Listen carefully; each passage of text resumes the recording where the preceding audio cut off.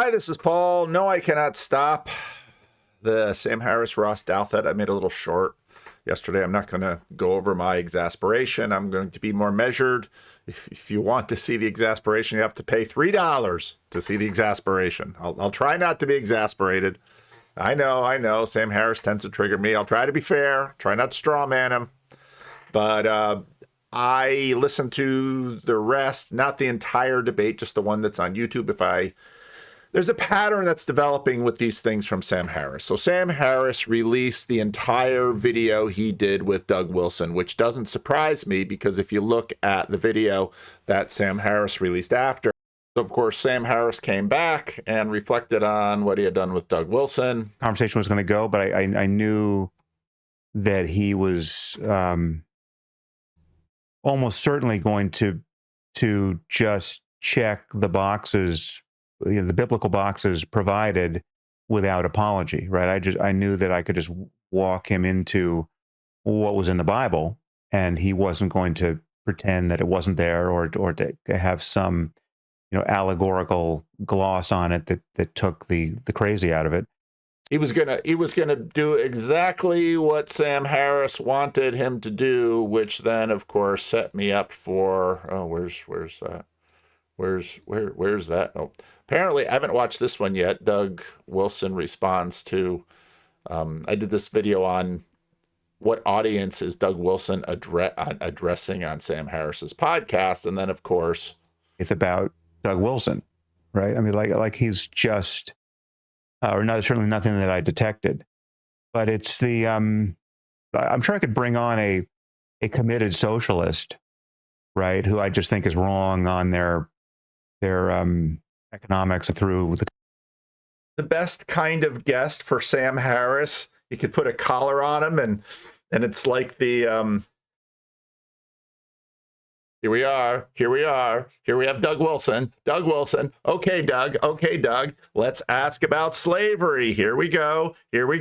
Fine. No, I really ought to get a different dog training video. All right, we've got a new Christian here. Let's see how he does. All right, ready, Doug? Are you ready? You're looking excited. You're looking ready to go. Here we go. Up. Good. Slavery. Women. How about gays? Woo-hoo! Way to go with the gays. All right. Good job. Through. Bible. Verse. There we go. It was just a little too much. I felt a little guilty after that. But I went back and looked at his conversation with Tom Holland. And, of course, I had paid $15 to see the whole conversation. Again, it's very interesting. I don't think we are going to see the whole conversation with Douthat. Maybe we will. I don't know that we will. We definitely saw the whole conversation with Doug Wilson because, again, Sam Harris thought, I'm just going to keep putting the ball up, and he's going to be dunking it on me, but I'm the one that's just giving it up for him because I want him to do that because he just shows me the crazy. That's what he thinks. His conversation with Tom Holland, he begins by saying he was a big fan of Tom Holland. He really liked his books. And for the most part, that was really a softball conversation. Sam Harris does not press things. It gets a little bit here. Denuded of any and connection that you argue for between Christian ethics and secular ethics that many of us imagine to be, quite denuded of any, propositional claim about the truth or necessity of Christianity, right? I mean, so someone like myself, I move through the world having various moral intuitions informed by just my own thought and then just my collision with the history of ideas, whether it's Western philosophy or Eastern philosophy or religions like Christianity. But that amalgam translates in my thinking into something that is has no necessary connection, certainly, to Christianity. And so let me just throw a few, or try to create a few wrinkles Well, he doesn't even create, if you go beyond it, and you can't because it's not on YouTube, he doesn't even create that many wrinkles. It's a very lovely conversation. But it was interesting because at one point he almost says that my moral imaginary is the product of human culture, and then quickly comes back, but it has no touch with Christianity. So Sam's moral imagination is in this clean room that he can just sort of figure it out with respect to suffering is bad, good things are good. That's how we can tell good and bad. Now, Douthat, I think, has really emerged to be a pretty powerful apologist in many ways. And he's going to try this conversation. It's very interesting to watch this conversation as opposed to the conversation with Doug Wilson and the conversation with Tom Holland. Both the Wilson conversation and the Holland conversation, Sam pretty much lets them talk. And most of the interview with Tom Holland is Tom Holland sharing his ideas. Most of the interview with Doug Wilson, I think most of that is Doug Wilson sharing his ideas. And Doug Wilson, again, at the end of it, is like, wow, you really let me talk. You really let me share my ideas. Douthat, when he interviews Doug Wilson, is a lot more aggressive. And Douthat is much more aggressive when he interviews Peter Thiel. But Douthat's going to try and get in this, and Sam isn't going to let him talk much. Sam is going to dominate this conversation. And again, I don't know that Sam is going to release this whole conversation. I don't think it serves him to. I think it served him to release the whole Doug Wilson conversation because that's Sam's agenda. I don't think it served him to release the whole Tom Holland conversation, even though that conversation really didn't get into sort of a war. Douthat isn't going to let Sam sort of get away with things. And what was also interesting is that Sam makes the points he almost always makes. Sam pretty much has a few points that he makes over and over again, and when he describes them, he tends to go on and on and on about them. And Douthat tries to break in, but Sam's not going to let him talk. Now, you can see how much he talks because most of the time they're keeping the camera on the person who's talking. But if you just sort of scrub, you'll notice that it's a lot of Sam talking. It's a lot of Sam talking. It's a lot of Sam talking. Now Ross gets to talk a little bit. Come on. Oh, it's good.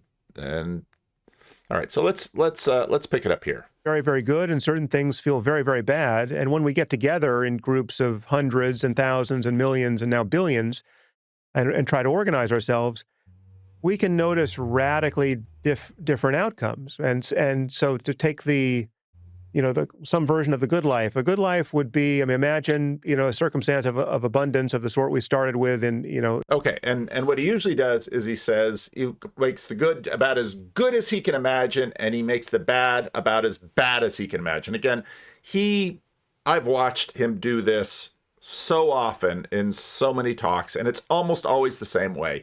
If you're going to talk to Sam Harris and you want to have a little bit of a debate about some of these things, you don't need to do a lot of guessing about what he's going to say because he pretty much always says the same thing. With AI Happy Talk, where we're just surrounded by ethical, well-intentioned people, non-zero, all positive sum people who are, all impressively creative and engaged and full of love and positive affect and pro-social emotions, and there's a level of civility and compassion of a sort that we tend to experience only at the high points in our life, once a decade in the normal course of events. But now we've birthed a culture that has just maximized this to a degree that makes our current degraded state almost unrecognizable, and it's just we're in some kind of perfect utopia. Mm-hmm.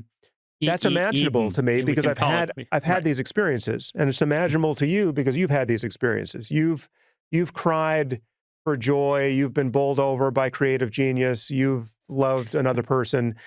Now, there's obviously there are situations that you and I could find if we wanted to right now. We could get on an airplane and fly. And again, a couple of sermons ago, I talked about this combinatorial focality. Part of the difficulty with human beings is the challenge of summation. Because when you have one of these mountaintop experiences, everything is wonderful, life is great. Then when you're suffering, everything is bad, life is horrible. And we human beings go up and down and up and down. And of course, we all have to do this from our own perspective. And the thing that Sam almost never admits he is doing is talking from a standpoint or a perspective. It's almost always this abstraction, this monarchical vision. To some war-torn hellhole, and we can see the opposite of all of this. We could find people who are kidnapping children and forcing them to be child soldiers, and on the first act of their. Okay, now he's going through. We've been to the heights, and now we're going to go to the depths. He's our little Dante here. We started up with the beatific vision, and now we're going down to the inferno. But I want you to pay attention to something.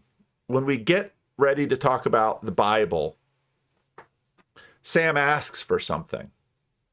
And he asks for something, but the something that he asks for is the kind of thing that a person would ask for if they are not troubled by the cares of the world. Just keep that in mind for now. Abduction is we force them to murder their families. Or force boys to rape their sisters, just go to Congo or some other awful place right now with all the. Now, it would also be interesting to ask yourself, where in the world are people right now experiencing the Bible differently?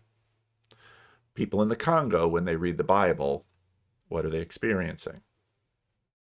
Why is the shape of the Bible in such a way that people in this hellhole, and Congo's been a hellhole for a very long time. Belgian Congo, you can go back and look at the history.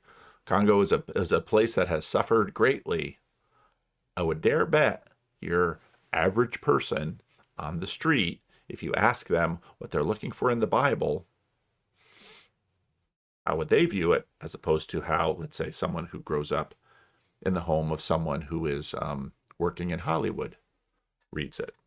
The bad incentives that are enshrined in this awful behavior, and you discover this, right? And everything is wrong. The life expectancy is low, not just the violence, but you got all these tropical diseases that are as yet uncured or untreated, and and everyone is unlucky, and we're so glad we weren't born there, right?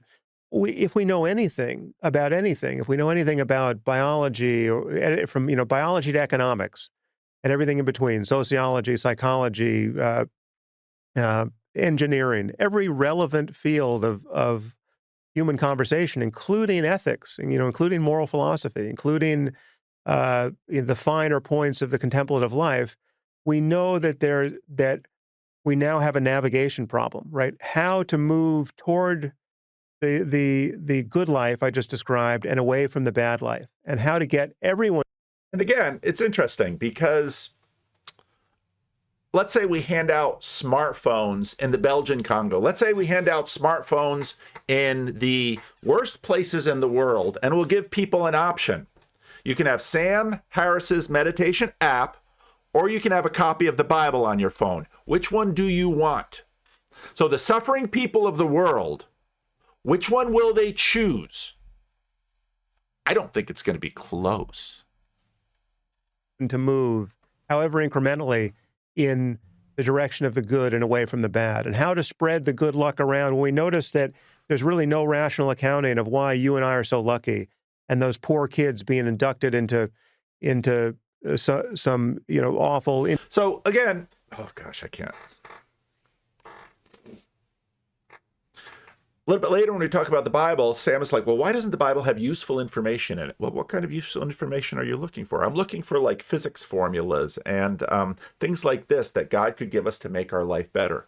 And it's like, well, Sam, if you're a Haitian living in a poor community in Haiti or the Dominican Republic, and you're offered two things.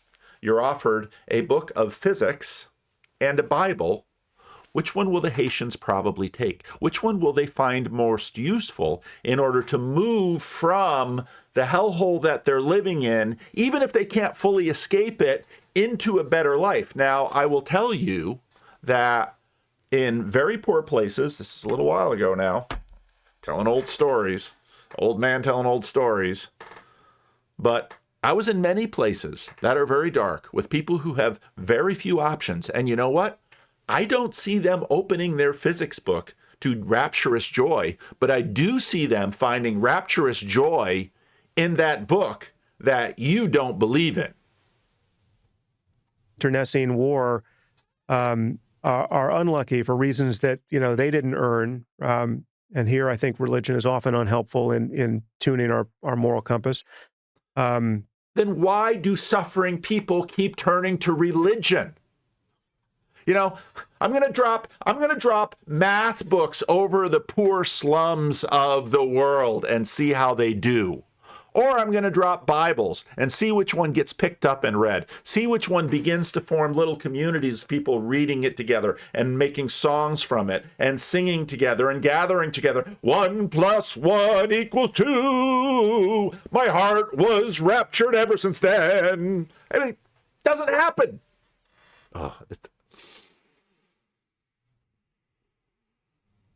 Whether Eastern or Western. I mean, the Eastern religions would tell you it's their karma, right? I don't think that's especially helpful or compassionate. We have a navigation problem, and there are right and wrong. But then why do those answers come up? Let's think of it a purely psychological, materialist view. Why do religions come up out of contexts of suffering and not math and science? Why do math and science come out of Europe in a time when it was the priests and the wealthy who are playing around with math and science because in many ways they're trying to know God by virtue of learning math and science? That's where sort of science breaks out of religious people wanting to know God better because they believed God was faithful and worked and revealed himself through math and science. That's why they pursued it. They were loving God with their minds. But you go all over to the suffering people of the world, and they don't tend to be measuring how fast a sphere drops from the heights. They are looking for questions like, does anyone really care? Is there a way out of this? Can my suffering actually be alleviated? Is there a rescuer who both knows my suffering and is powerful enough to deliver me in this life? And maybe not, it won't happen in this life. At least maybe the next I'll find some deliverance. You're not going to get that from a math book. I'm going to rant. Answers as to how to move in this space, right? We can talk about how to design an economic system that reliably returns you to some malarial swamp in a place like Congo, and how to design an economic system that is going to make life better and better for more and more of us, and incentivize the things we want to incentivize, and et cetera. There's a longer conversation there, but Right. There are right answers here. And I really only have one hobby horse, which is we should fight for and try to implement and try to discover the best ideas possible insofar as we can see them, and respect obviously value those that have. So in the previous video, I talked about this idea that AI is somehow going to create all of this wealth, and then the poor of the earth are going to have some fat UBI. And I said, it ain't going to happen, because right now, all the money and all the investment that is going on in AI, that's all the talk about, all the investment that's going on in AI, who's going to get wealthy from that investment if it pans out?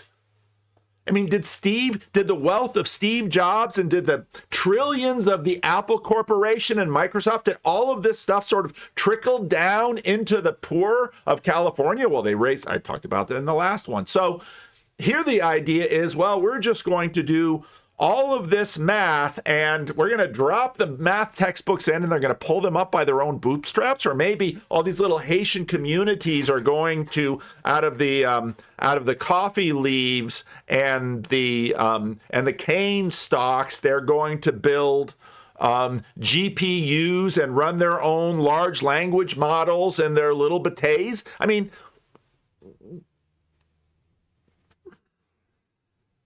have earned the test of time, but freely jettison those that may be in the same chapter of the same book that have reliably immiserated so many of our. I would love to see him go into a poor community and say, just walk into a poor church and say, yeah, you shouldn't probably sing to that God and you shouldn't enjoy it. What you all need is a better education. Oh, really, Sam? How are they going to get that? You're going to take the brightest and the best of this one little community, and you're going to send them to the United States and have them have a college education. And do you think that this little community back there is actually going to benefit from that? I mean, missionaries have been working this with many, many people. And it's, who do you think goes in and educates? I mean, if you look at, there's a number of years ago, someone did a study about, sorry, Catholics, I'm going to get a little sectarian here, but they basically said that it was the countries where Protestant missionaries came, and partly because they were Protestant, even with their dread sola scriptura, they would teach people how to read. And what you saw was development. It was the missionaries that did the education. And yes, they taught them the Bible, but they also taught them math, and they also taught them science, and they also gave them skills in order to develop. But this all came through religious motivations.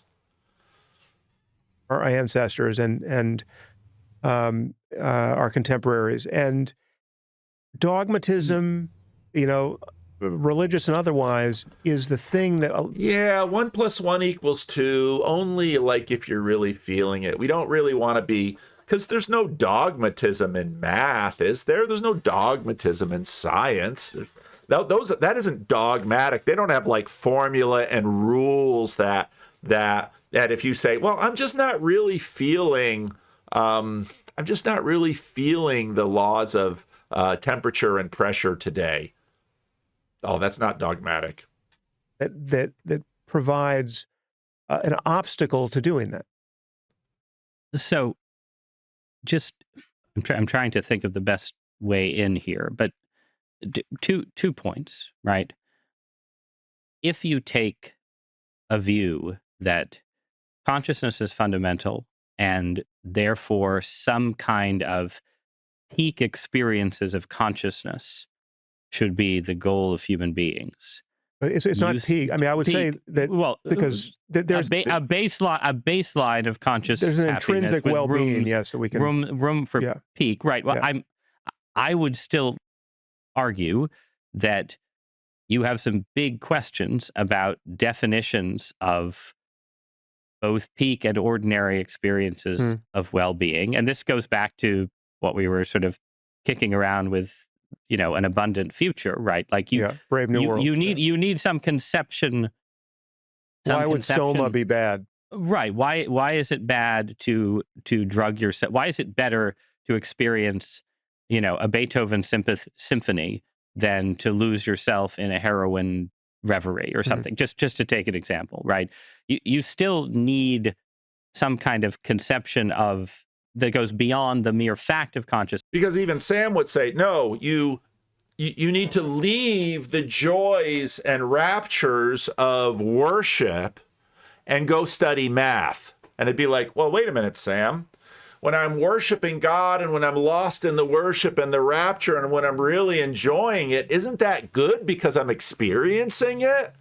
And it's not a drug. Isn't that a peak experience? And you want me to sit there and learn my multiplication tables. You want me to suffer in order that what? I get a better job? Well, what might that better job look like in the third world? Well, maybe I'll work in an office instead of in a cane field. Experience and gets into what human beings are for and that are not exclusively religious questions, but are somewhat religious questions. Then on the question of progress front, and again, this is, in seeking to achieve material progress, time and again, in extreme forms and simple forms, you run into questions about, what do people have to give up in order to achieve progress, right? Like what are you allowed to destroy and do away with? And again, this came to was most extreme in the theories of communists and other 20th century utopians who, again, would have agreed with you, but would have said, well, and if we have to, liquidate the kulaks Break along some the eggs, way, yeah. it's worth it. But even in more basic debates about like what should a capitalist society look like? What should a welfare state look like? Like how much suffering is allowable for the sake of growth and dynamism? And this hard is where problems. again Yep. the anchors that religious claims, biblical claims have offered over the years around saying, well, look, even if you think that the glorious tomorrow is achievable along this path, you're still not allowed to sterilize these people. You're still not allowed to kill these people because they're made in the image of God and God said not to do it. Those are themselves, I think, issues that are where you have in a And if you look in the Tom Holland conversation, here they're talking about this episode in Tom Holland's life when he's making this documentary. This is when ISIS was sort of ravaging Syria. People who were accused by the Islamic State not just of being infidels, but of being devil worshippers, and had been treated peculiarly horribly. And the women had been rounded up, and those who were thought too ugly to take off as sex slaves had been killed, and those who hadn't had been taken off and sold. If only they had math right there. 1 + 1 = 2. 2 × 2 = 4. 2 × 3 = 6. That would have brought tremendous comfort Into sexual slavery. But the men, some of them had been crucified. And to be in a town that had been liberated just a few weeks before by the Kurds, and the Islamic State were a couple of miles away from where we were, across kind of blank open fields, to be in a town where people had suffered crucifixion at the hands of people who viewed crucifixion as the Romans had viewed it, as a fate that it was not just the right of the powerful to visit on the defeated, but a moral duty, I found kind of existentially horrible. And I suppose it kind of... See, right there you have the question, because almost no system, very few systems in the world sort of completely say that all morality is immoral. Most systems will have some justification for violence, and they differ in terms of what the justifications are, and are some justification for bringing suffering on your enemies, that these people deserve suffering because they've done something that warrants it as retribution, or a degree of suffering is going to prevent other evils from coming. Opened my mind to the sense in which I think the idea that someone who is tortured to death has a moral value over the person who tortures him to death underpins my moral system, and I think the moral system of the vast number of people. And that point that he makes there is a really important one, because, again, I revisit this in my sermons often, sort of the karmic idea is that, well, when winners are justified in their winning because their winning is an example, an expression of divine favor. If you look at two nations, the nation who wins the war, well, they're receiving divine favor. Now, of course, that's the sole question of divine favor. Sam's going to take all of that off, but that's sort of the argument that, well, those who suffer deserve to suffer on some level, probably.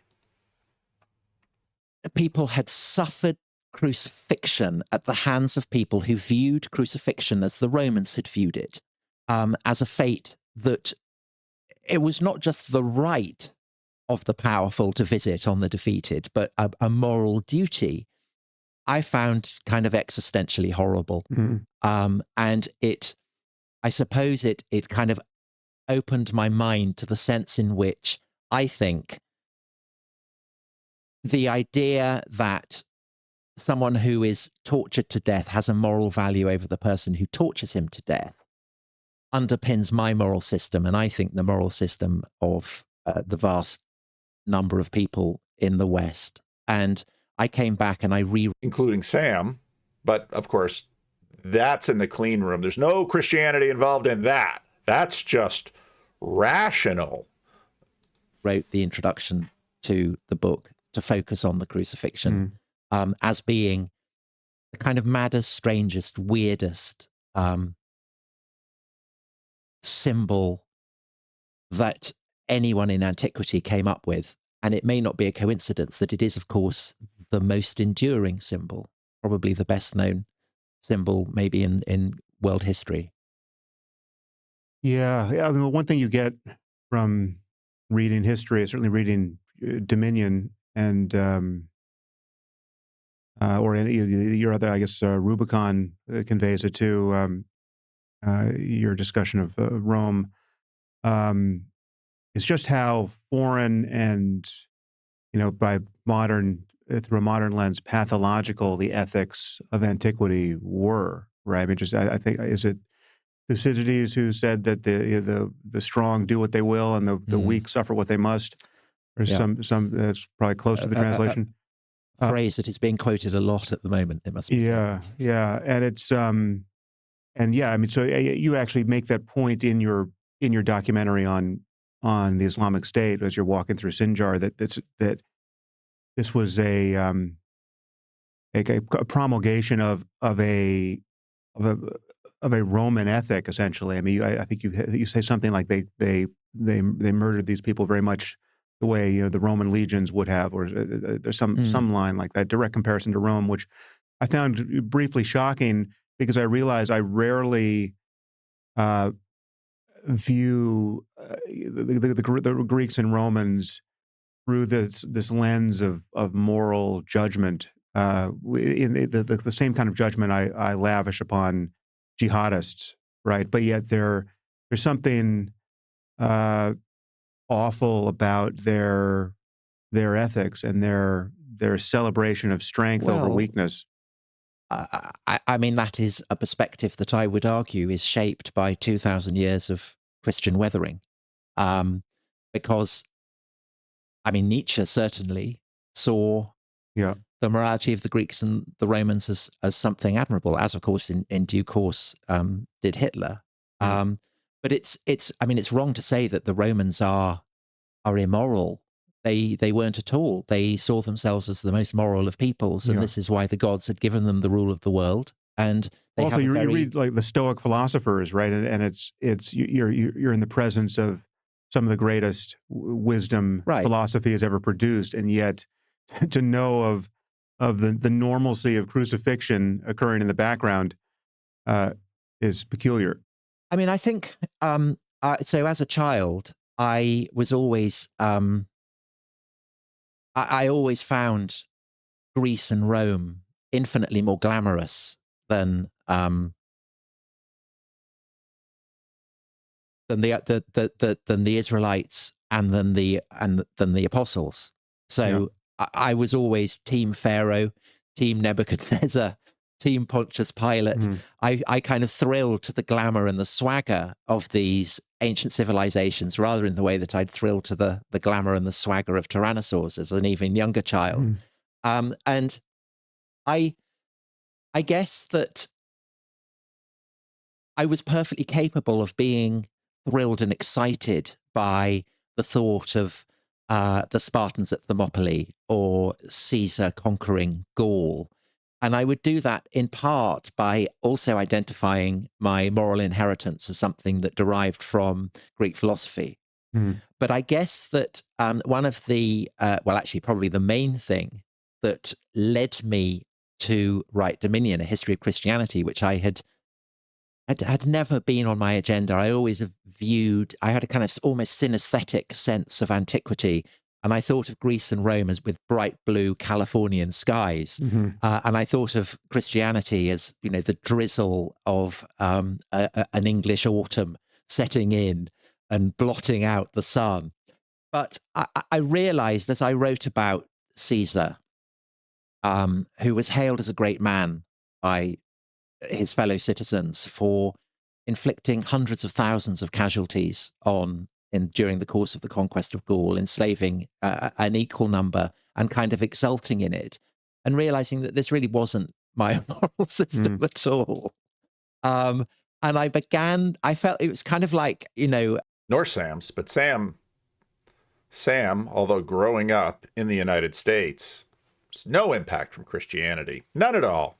I suppose the kind of the prickle in the back of the throat that heralds the onset of a cold, the sense that that something was kind of that I couldn't quite get a handle on was waiting to take me over, and I began to think, well, is it actually Christianity that changes? Is that what explains the process of transformation?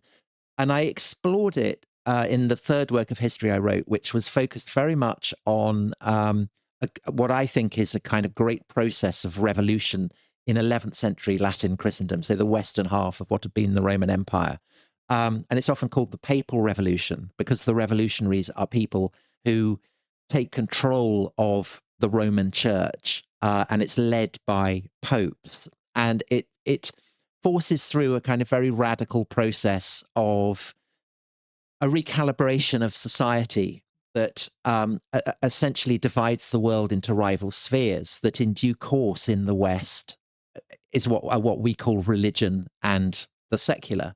And this is a division that did not exist in antiquity. The division that Sam bases pretty much everything on, because his assumption is that, well, if for the world to actually get better, we need to take the religion out of it. Maybe it can be a private thing. Maybe we'll drop those smartphones down into the suffering slums and woods and jungles, and make sure there's no Bible app on their smartphones.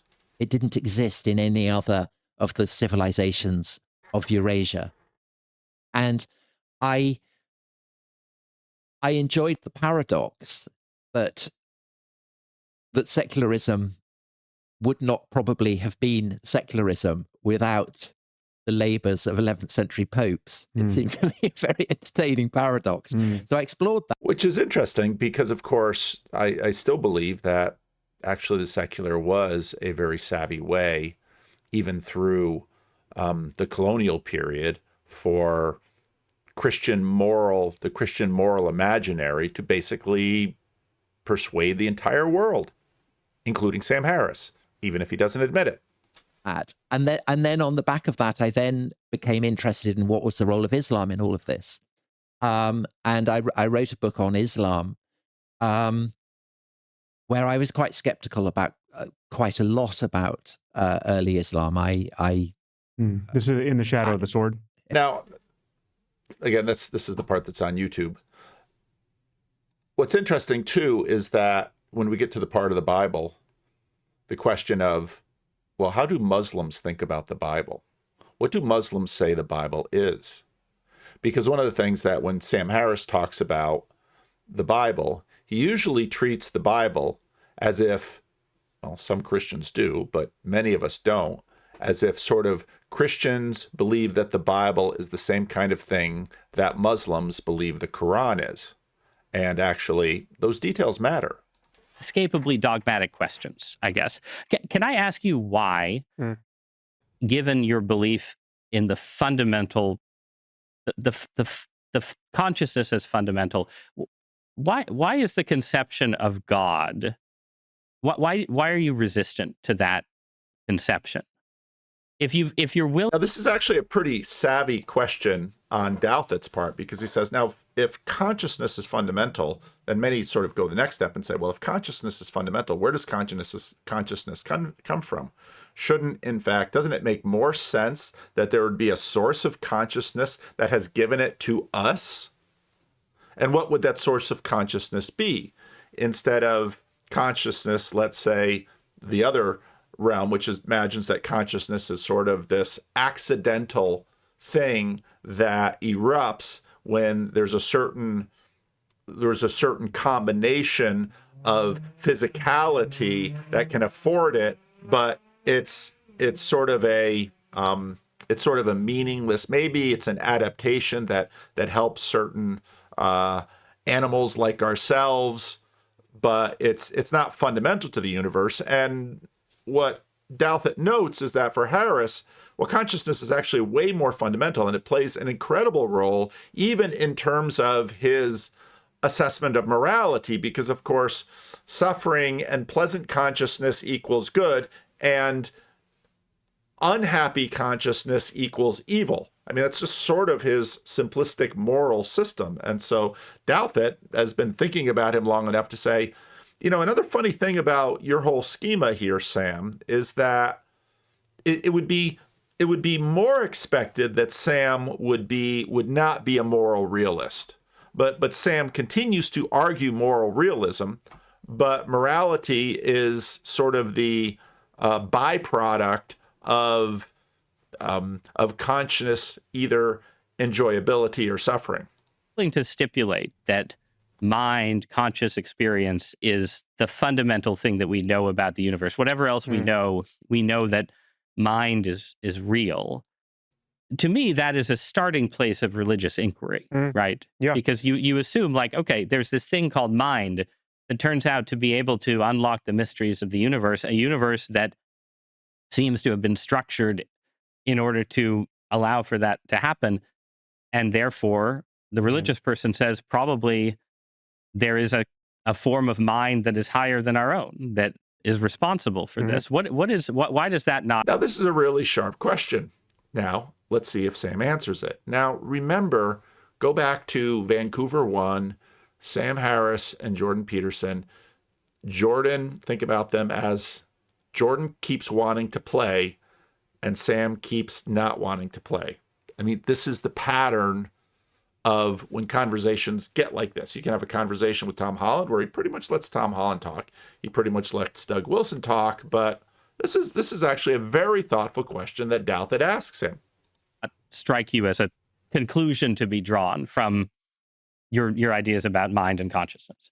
So first, let me say that the point I was making about consciousness is an epistemological and phenomenological point, right? It's like this is the one thing we can be certain of, but that's not to make any claims ontologically about the cosmos or the history of the cosmos or. Okay, so he backs off a bit. He says, well, maybe you're imagining, listening to my system, that I think consciousness is fundamental, but I'm just making an argument that we can know some things by consciousness. So we can know morality by consciousness. That would be an argument that he makes. It's very much implicit in the argument he makes that morality is known by consciousness. And in fact, morality is nearly self-evident in his system by consciousness, because of course, when we're experiencing unhappy thoughts and experiences, then we know that to be evil, and good thoughts we know to be good. So in other words, consciousness is actually the avenue. It's the revelatory avenue by which good and evil is known. I think that's basic in his moral assertion. I don't think that the fact that consciousness is all I can know or care about, or all I can imagine anyone knowing or caring about, that gives me any license to say that I know what happened before the Big Bang, right? As a result of this direct confrontation with my own. I'll say, so consciousness can't give him what? Again, if you read The Blind Spot, this book that John Vervaeke was promoting a while ago, any experience with a scientific process is dependent on consciousness. Experience. But experience is the point, and wherever the lights are on, that's another locus of moral significance or ethical significance, because this admits of the capacity of suffering and happiness. And it's obvious to me that the horizons of possible experience exceed what any one of us have touched, right? So we don't know how much more mind we could have. We don't know how different minds might explore the space of all possible experience. It usually doesn't get into the question of minds without brains, though. Again, I would expect he would say no, because I've often found his system to just be, there are just some real contradictions inherited in this. So consciousness is revelatory, it's in fact all we have, but it can't tell us certain things, at least not directly. And there's potential for consciousness that we maybe don't touch, but the possibility, well, at the end, he sort of talks about, well, there are other possibilities, really. So I'm not going to say that. He doesn't want to be too dogmatic, but differently than our own. And so I do imagine something like a vast landscape of peaks and valleys, where the peaks are where things are very good, and the valleys where things are very awful. And those spaces can be explored by the requisite minds, right? And so, some of those spaces may never be explored, but they're possible. We might. This is where a few dogmas begin to creep in, and we might wonder whether possibility is even a thing. Maybe we don't live in a universe of possibility. Maybe that's just the way we think about things. Maybe there's. But he's not really engaged in Douthat's question about how foundational is consciousness to reality, and therefore, if in fact it is foundational to reality, what might be its source? Only the actual, right? And whatever happens, and there was actually nothing that was ever possible. My view of this suggests that, to follow, JBS Haldane, the universe is very likely not only stranger than we suppose, but stranger than we can suppose, right? I mean, so I'm not ruling out profound strangeness and paradox and surprise, right? And so if the universe is in some sense a creation of an intelligence that I can't fathom, that is not. I mean, that's not. I haven't ruled that out, right? That's not at all something that I am confident isn't true or couldn't be true. Right. But what I am very confident is the case is that there's no indication that sort of mind wrote the Bible or the Quran or any of our. Okay, now notice. So he gives a little, and Douthat smiles, but then that sort of mind wrote the Bible or Quran. Now again, earlier I mentioned. Okay, now we're going to get into this question of the book, and so he's basically saying, well, Christians. The relationship between believers and their books are the same, at least between Christians and Muslims. He probably would back off and not say the Upanishads is the same to, well, see, very quickly you get into difficulties of question. It said this is, why he liked Doug Wilson, because Doug Wilson is going to, well, see, I think even Doug Wilson's Doug Wilson is probably going to talk about plenary inspiration. Doug Wilson might camp on inerrancy, but again, if Sam Harris would read, let's say, the Chicago Statement on Inerrancy, he might not really like what they say there either. There are of our holy books, to which are the various sects, warring and otherwise, are beholden, right? So. And again, that kind of mind, assuming that such a mind cared about your mind, which I'm stealing a couple bases there, but that kind of mind allowed for those books to be written and to shape human history. But those are precisely the. I mean, so when you think of how good a book would be if it were written by an omniscient mind, that had an omniscient and compassionate mind. Okay.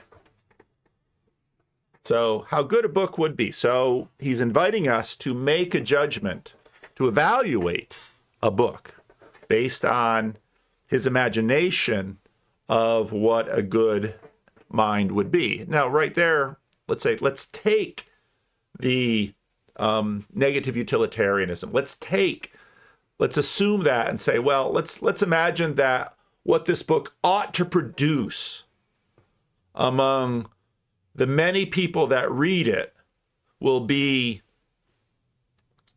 alleviation of suffering.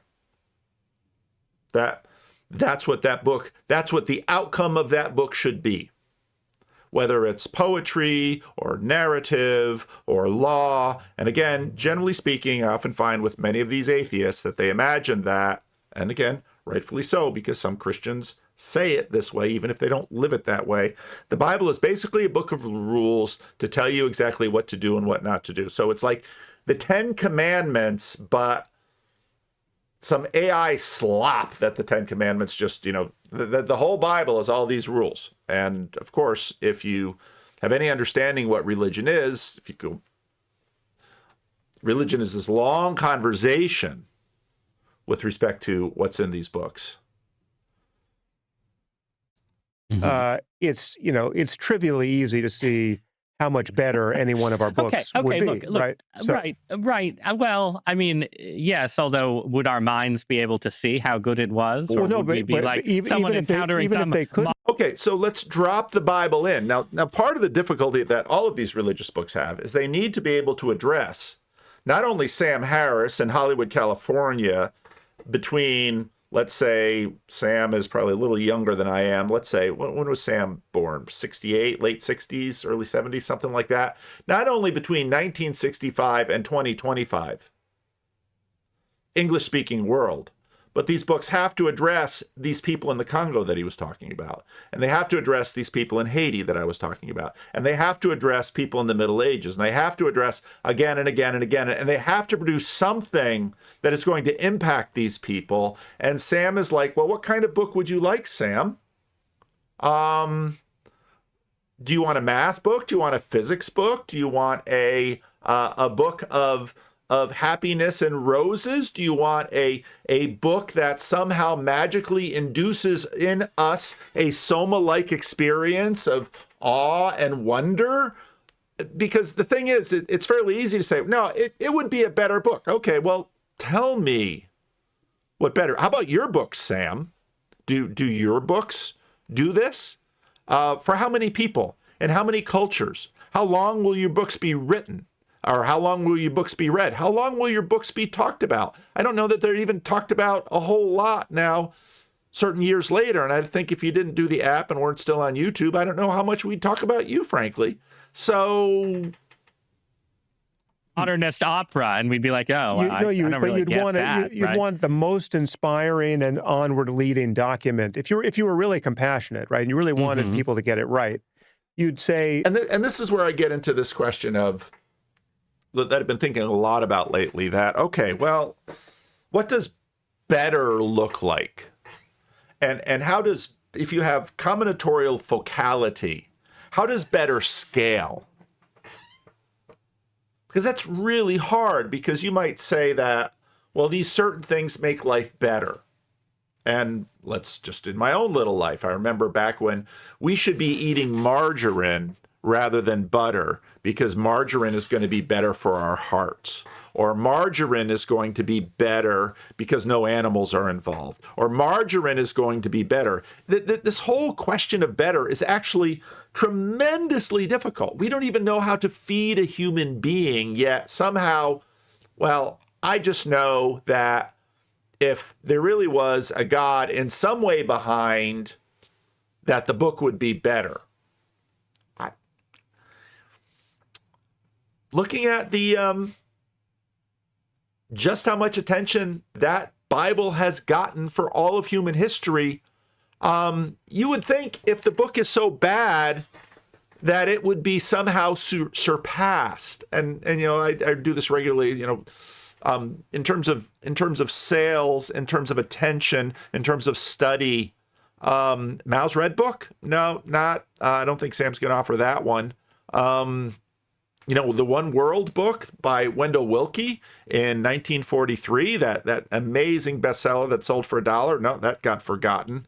And even if you sort of look at the Quran and compare it to the Bible, they're very different books. And again, it's actually, people make claims that, well, the Quran can't be translated because, okay. But the Bible, no, Christians are fine with you translating the Bible. They're fine with all of this. And if Christians imagined, like you imagined Christians to be about their book, they wouldn't allow that either. And again, that doesn't say that there aren't these little groups that that speak in some ways unwisely about it, but none of this really makes any sense. I mean, so like, for instance, I mean, this is something you So did. like maybe you tell a story where hypothetically the omniscient mind came down to earth and participated Performed a fully human in the sacrifice suffering and- of his creation and died on a cross and opened No. eternal life. This Like, is- would that be inspiring enough? If we're Or gonna, you, if you we're- want more inspiration? yeah. So That's not enough. Even though it seems like this archetypal story, people just keep ripping it off one way or another. And there's all these Christ figures and all of these other stories that people keep telling, even whether or not they imagine themselves to be Christian. But boy, the shape of that story, no, that's not good enough. We want something better. if you, so for instance, in your book, you draw this is sort of where we're going here. Like one point you make is that the utility of mathematics, right? The scientific utility of mathematics, the fact that math not only can help us describe what we empirically discover about nature, but can indicate areas in the darkness that we hadn't yet fathomed. And lo and behold, we discover that there's something in the structure of equations that's predicting, physical reality. And how is it that we live in a universe where this thing that we just, these apes invented, is a key that unlocks these doors that didn't even exist, right? So surely this is evidence that this whole thing is designed. Now, one of the things that might be helpful is if we talk about the fact that Christians have long talked about general revelation and special revelation. The earth is full of the glory of God. The heavens declare the glory of God. Day after day, they pour forth speech. Night after night, they speak to us. In other words, the world speaks to us, and we somehow have the ability. And again, it was Christians who, in the early days of science, in the early modern period, basically sought out the revelation of God through math, through science, through all of this, but they did it consciously believing we are seeking the speech of God in the world because God speaks to us through all that's fair. That's what Christians believe. By a yet greater mathematician on some level. Right, but if you want to, so you have to play tennis here with the net, right? If you want to hold that a possible truth in view, which if you find, right, it's maybe suggestive of something, right? Then you have to say, well, what kind of book would this compassionate, omniscient mathematician have written us if he wanted to guide us? And surely he would have. I'm sure math books. If the Germans had let math books into the concentration camps, they would have found that a world of comfort. Put something in there that was just one page of mathematics that would have. Even though it was a priest that basically came across the idea of the Big Bang and said, oh, look, it seems Genesis was right. Because everybody else sort of imagined a steady state universe. And no, but that's not good enough. Inspired, or even now, 2,000 years later, would have inspired human mathematicians to one, recognize that they live in a universe that was so designed, but two, continue to deepen their understanding of it. I mean, that would be so Even though the shape of the current Bible, at least some of the argument is that it was, in fact, the faithfulness of God, as expressed in the regular Bible, that initiates people, unlike other parts of the world, to say, these spheres are going to fall at the same speed all the time. God is faithful and regular, and he upholds the natural order so that it is intelligible and reliable, and it's worth our time focusing on it and learning from it because it isn't just simply chaos. That they get from the Bible, but again, not good enough for Sam. easy to have done, right? I mean, So David Hilbert could have done it. You want one theoretical physics proof Just encoded. It doesn't have to be some- encoded. Jesus just has to say it. He's out there preaching, and he's like, by the way, you won't get this for a while, but E equals MC squared. Yeah, yes, exactly. That's what you want. Something Right. that no denizen of the first century could have said, proving the omniscient or supernatural origin of the text. Surely you want that. That is fair. I think that the supernatural origin of the text. The majority of Christians have a much more nuanced idea about the origins of the text. They're God-breathed through human authors in times and places. Now, why is that important? And why is that connected, let's say, to the incarnation of Jesus himself? Those things are part of a package. Because he doesn't look at what if a lion was talking to us? Would we be able to understand a lion if a lion was talking to us? It's got to come through us, and it's got to be contextualized.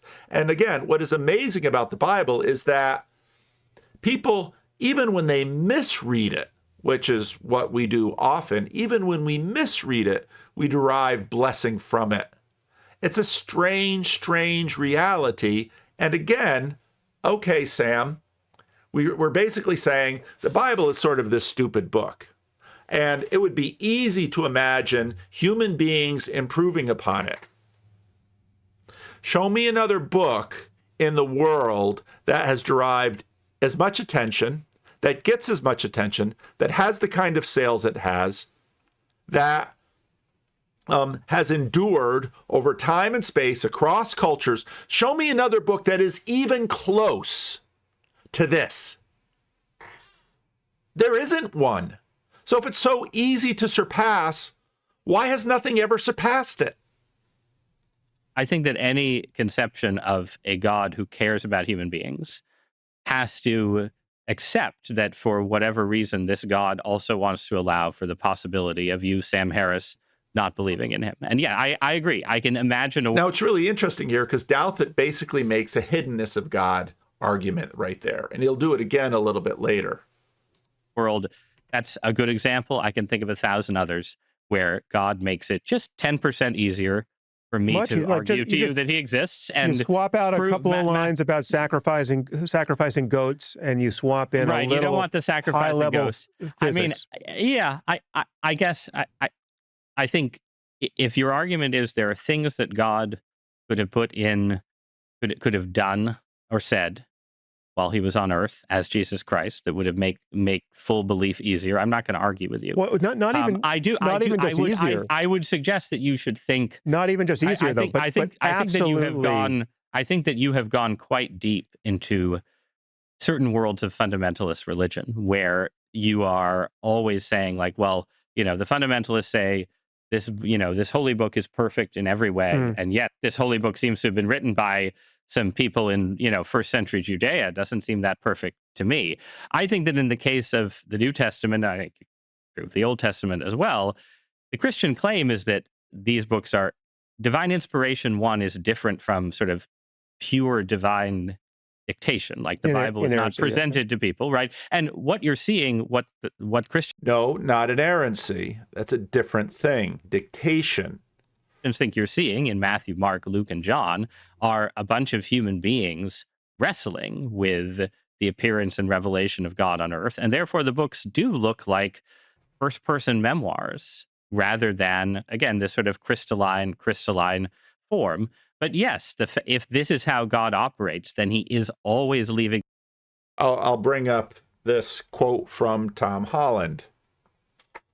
Imagine you've got to write a story in which for the first time, someone who suffered the excruciating death of a slave is going to be cast as being in some way part of the Creator God who's fashioned everything, and he's got to be convincing, not just to people now, but for 2,000 years and across the whole span of the world. It's really it's a really astonishing thing to have pulled off as a literary feat, and that 4 people did it is amazing.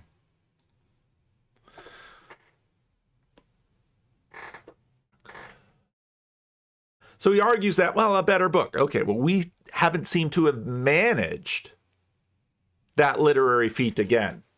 But that 4 people did it, and this isn't Shakespeare. This isn't Maimonides. This isn't like giants of publishing, and this is for people who wrote very little else, who we know very little about, and the only thing that they have in common is the person that they wrote about. I mean, just look at that. And you have to say something strange is afoot here. And again, those who are suffering are not sitting there saying, I'm really lacking for an equation about velocity. I'm really, if I'm lost on a desert island, what I really want are Newtonian mechanics, or maybe a theory of relativity, or perhaps string theory. That's what I really want to console me in the last days as my life ebbs away. It is just such a stupid argument. I understand what he's saying, but it's just dumb. The door open for you, Sam Harris, to say, it's too many goats here, man. I can't get there. And that is fair. But again, it could even be sharpened up to the point where any compos mentis person would believe thereafter. It could be right. God, yeah, no, and it's totally clear that God has not. What Sam continually fails to somehow, despite the fact that he makes all of his complaints about how human beings actually reliably seem to prefer the Bible to his books, or the Bible to physics books, or the Bible to just about any other book in the world, over history, reliable, just imagines that, well, to really make somebody's life better, all you have to do is just tell them the truth. And again, it's just such a stupid idea. And anybody who works with people should know this. So, and I deal with this all the time in church because, well, pastor, will you tell people the right thing to do? I say, yeah, but they don't listen. We are amazingly blind to truths that none of us will disagree with. Here's a truth. All of us die. And we're gonna die. And if you're fortunate enough to avoid fatal disease and accident and war and murder and all kinds of things long enough, you're going to grow old and you're going to lose your capacity and maybe lose your mind. You're going to lose your hair, perhaps.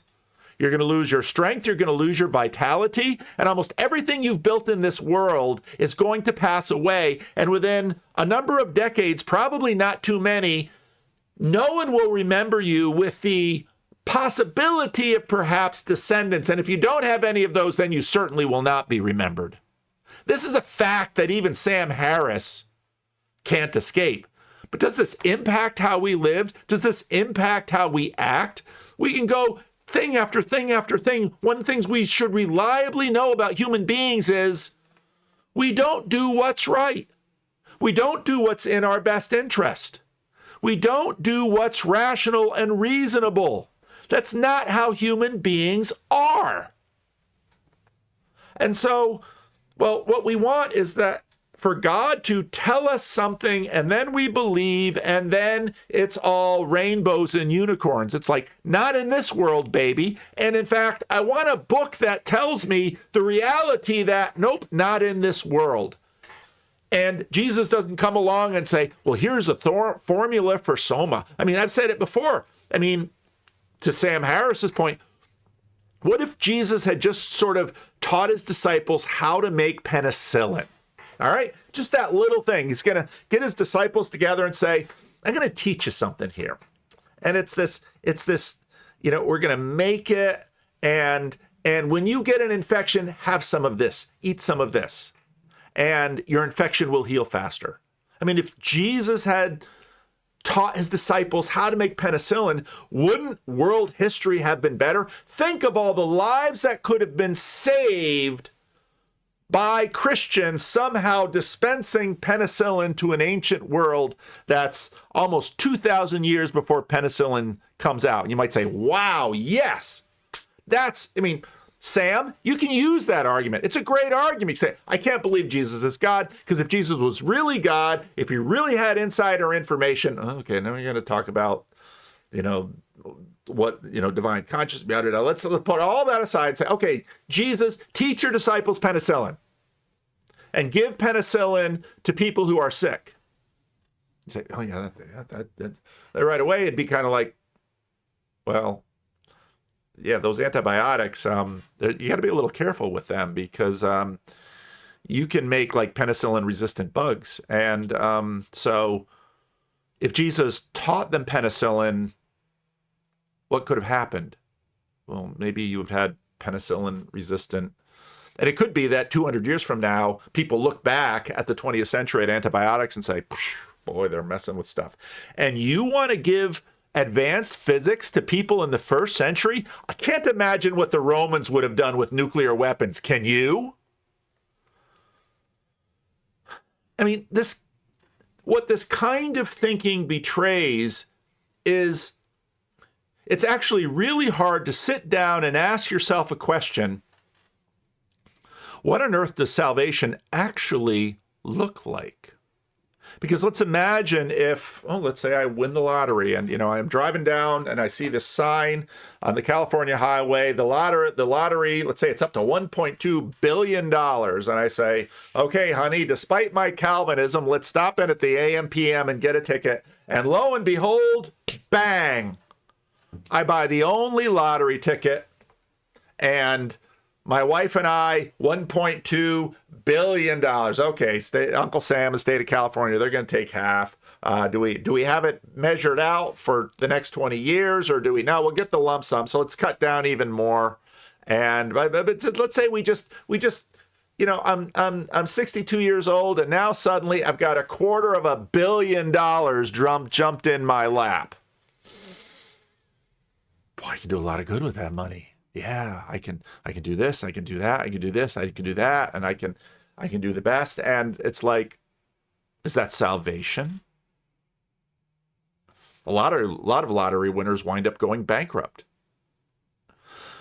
Our problem is so much more complex and deeper, and the kind of salvation we need from just about everything. This is the point of my last sermon. Part of the reason the Christian church sees Jesus as the creator God, in the beginning was the Word, and the Word was with God. Nothing was made that was made apart from him. Why does, if Sam wants to talk about unbelievable things, look no further than the first chapter of the Gospel of John. And you might say, if you really want people to believe in Jesus and be kind to their neighbors, maybe you should just skip the first part of the first chapter of the Gospel of John. Because why not just have Jesus give us the golden rule and say, now work really hard at it. And maybe we'll have a little angel with a little cattle prod that'll zap you every time you don't treat someone as you would like to be treated. I mean, it's such a simplistic view of human nature. We are not like that, and our problems go so much deeper. And for some reason, for thousands of years, people have turned to this particular book and read it and said, no, not quite always sure what to do with all the commands, gouge out the eye. No, I don't know about that. Was that hyperbole? Well, Sam Harris says, no, I want Christians straight. I guess the ones that gouge out their eyes and cut off their hands.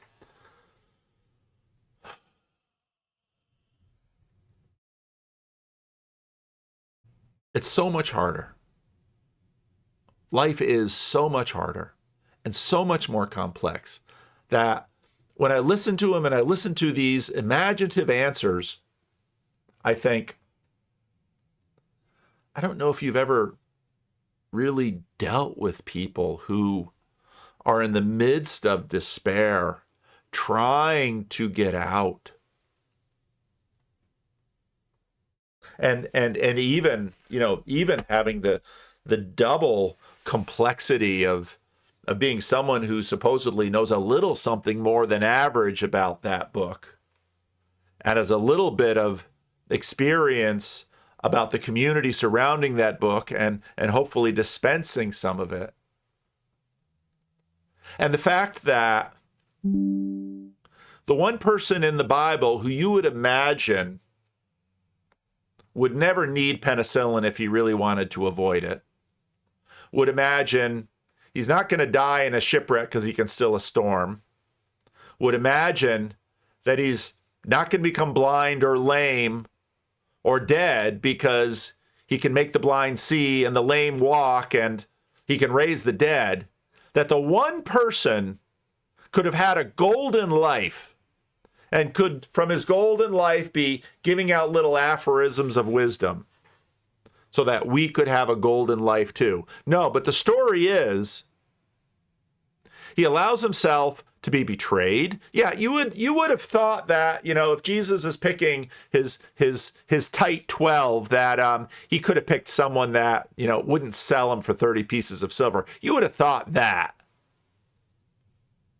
And then on the night he's betrayed, well, that's when he decides to wrap a towel around himself and wipe it and wash his disciples' feet. And his disciples are like, "What are you doing?"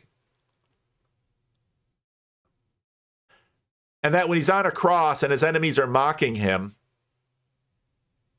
he saved others, he can't save himself. No, he was saving others by not saving himself. And that this doesn't somehow, as Tom Holland says, it's sort of the craziest story that you would imagine, but that craziest story you would imagine actually, whether or not, to what degree you want to attribute that to Christianity, has in a way, even through secularity, infected all the world, that we somehow say that the victims of torture are morally superior to their torturers, which is a crazy thing that an ancient would believe. But there it is, and we believe it now. And that comes to us through this book that you think, gosh, EMC equals MC squared would have been a nice thing to drop in. Or maybe mix up a batch of penicillin. Yeah, maybe Sam riles me up because God wants me to be riled up. But Sam always pushes this button. And I know some of you are going to see, well, you're not going to get to this point in the video because you're like, Sam always pushes Paul's buttons. He does. Sam always gets me preaching. He does. And maybe it's because I'm a lot like Sam. Maybe it's because when Sam says these things, they tickle my doubts. Maybe because I'm getting defensive. Maybe because I'm just trying to cope. Maybe because all these kind of ideas by which, I'm an idiot for believing this stuff. But I'm not buying Sam's world. I'm just not buying it. I've just seen too much. I've been with too many suffering people to think, yeah, I've been with enough North Americans to know they're suffering with something, and then, the doctor fixes it. And you'd think, well, after the doctor fixed that, they would lead their best life now. No, they're like that sheep that gets into another hole. Once they have some health, they go back to their stupid ways. And we're all like that. That's how we are. And we find the stories in the Bible compelling in the midst of, and believe you me, I know how hard a book it is. And I know in some ways, sort of like creation, some people might say, well, here are these little oases here and there, 1 Corinthians 13 and the 23rd Psalm and, some of the Beatitudes. It's so funny when people say they like the Beatitudes. Oh, those Beatitudes. It's like, we don't really sort of understand them at all yet. Maybe there's secret physics in the Beatitudes that we haven't figured out yet. But all of that, hey, I get how difficult the Bible is. Trust me, I get it. It's sort of like the solar system in that you've got these little oases, then you've got these long portions that we look at and say, I just don't get it. But then when you look at other societies and other places in time, they really liked some of those other portions that we just don't find any value in. You might say, well, maybe that uneven character of the Bible is a feature with respect to cultures and readers and not a bug. This has gone on way too long. It's Christmas Eve. Excuse me. Have a Merry Christmas. Um,